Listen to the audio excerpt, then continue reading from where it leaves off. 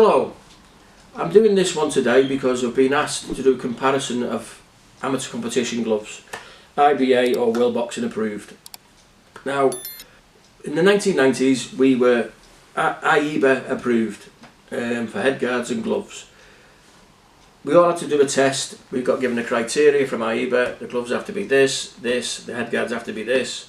We used to pay a fee, send them to Munich University, they were tested. If they passed, you bought the little stamps and you ironed them on the glove. Now, today it's a similar thing. You still have to pay the fee, you pay a licensing fee every year.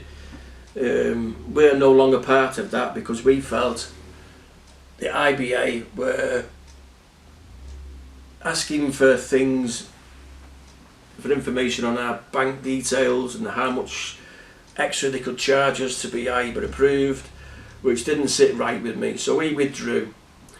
In the UK you will see maybe 4 kinds of AIBA approved gloves. You will see Greenhill, which is these.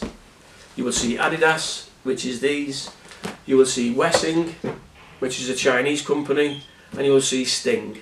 They're the 4 predominantly main ones that you see in this country now. And obviously you have the red and the blue for whichever corner you're in, and you have the 10 and the 12 ounce whichever weight bracket you end up in. Again, they have to pay for testing and a licensing fee every year, which I believe is a considerable amount these days. Not sure where it goes to, but there you go. Now, similar to us, the probably better one on the market in the last few years was Velo.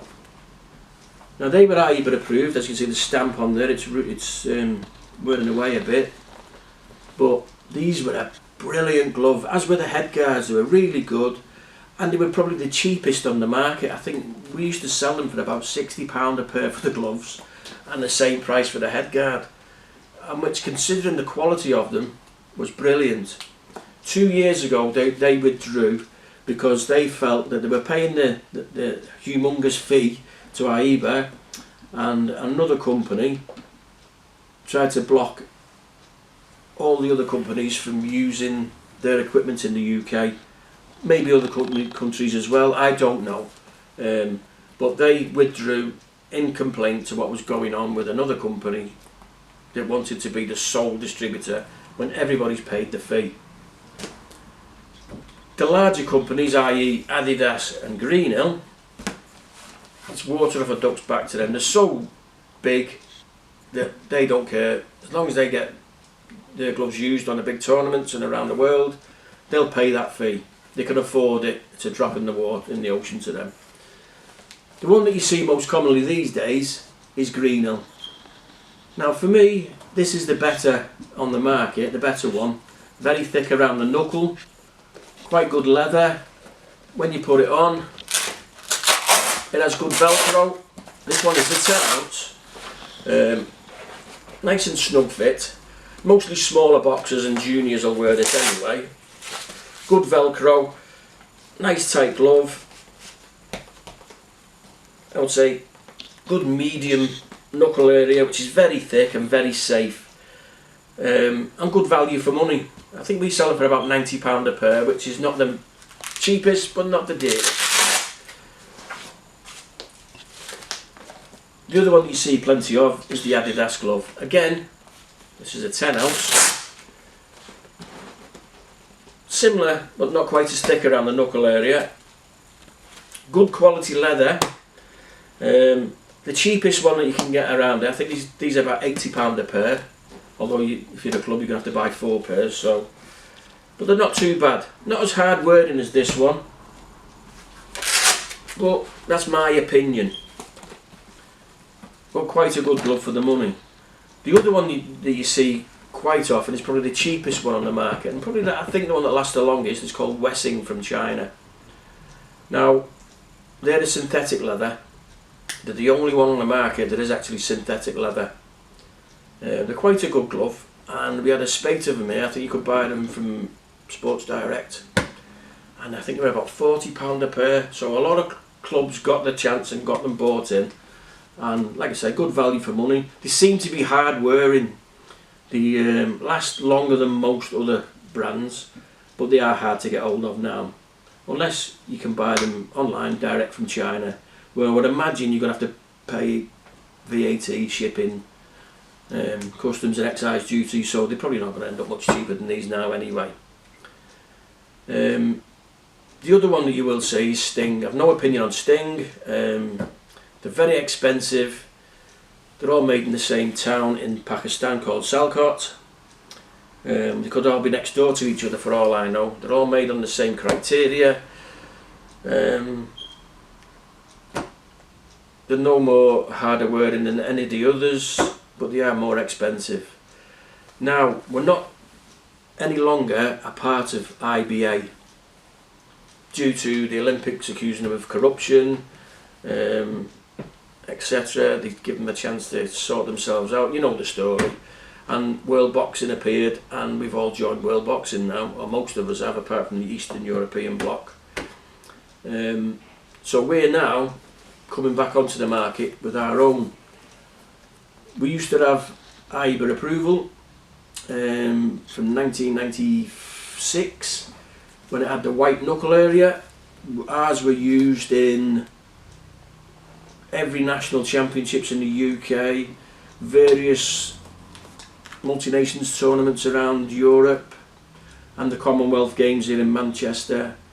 We never had a pair back, never had a faulty pair, nobody ever complained about them, and we withdrew because we felt, you know, they were asking for money they weren't entitled to. Now with World Boxing we're trying to go again with a nice glove, similar to all the others, injected foam mould, more padding around the knuckle area, nice medium padding, safe,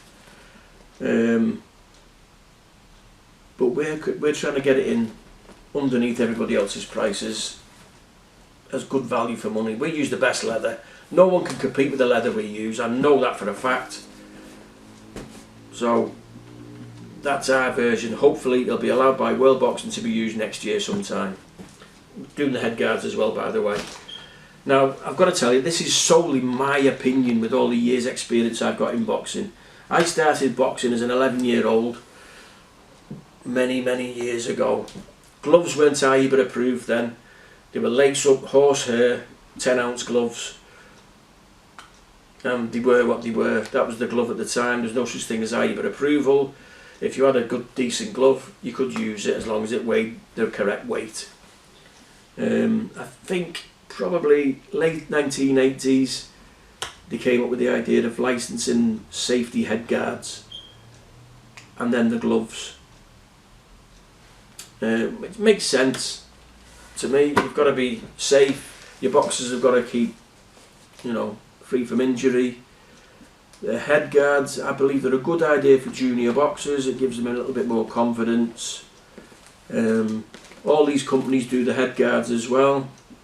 One thing I will say, some officials are saying you can only use the wraps, hand wraps, that are approved. There's no such thing as an approved hand wrap. Hand wraps are all the same. As long as they're a certain length and a certain width, that's all you need. AIBA and World Boxing do not test wraps. You can't test a wrap. What they're actually saying is they prefer to use hand wraps that have approved gloves and head guards. If you're using their company, Greenhill, Adidas, Sting, etc., you can use their hand wraps. So there's no such thing as a tested and approved hand wrap. Like I say, my opinion, so it's just a personal opinion, nothing to do with the business, nothing to do with my business. My personal opinion is, best value for money available at the minute, Greenhill, AIBA approved, boxing glove.